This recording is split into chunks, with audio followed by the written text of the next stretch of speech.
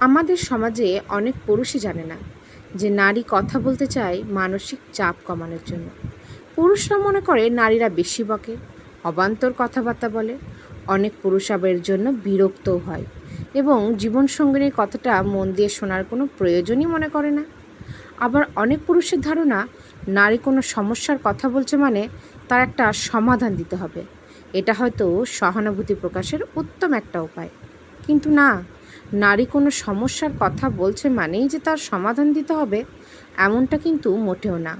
নারী অনেক সময় তার সমস্যার কথা বলে শুধুমাত্র তার অনুভূতিগুলো একটু কাছের মানুষের সাথে ভাগ করে নেওয়ার জন্য, সমাধানের জন্য নয়। সমস্যার সমাধান দিতে গেলে বরং হিতে বিপরীত হয়ে যায়।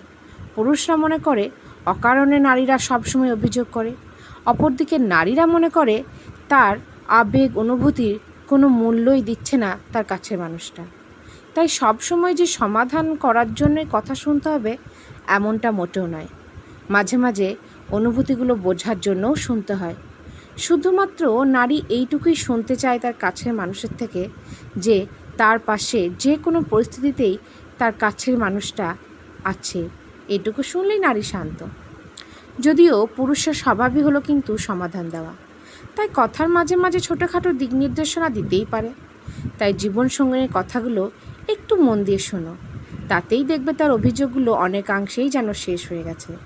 একজন শুনলে আর একজন একটু বোঝার চেষ্টা করলে সম্পর্কের টানাপোড়েন এমনিই কমে যায়। প্রতিটা সম্পর্কই টিকে থাকে কিন্তু বোঝাপড়ার উপর, ঝগড়া ঝামেলা বিতর্কের উপর নয়।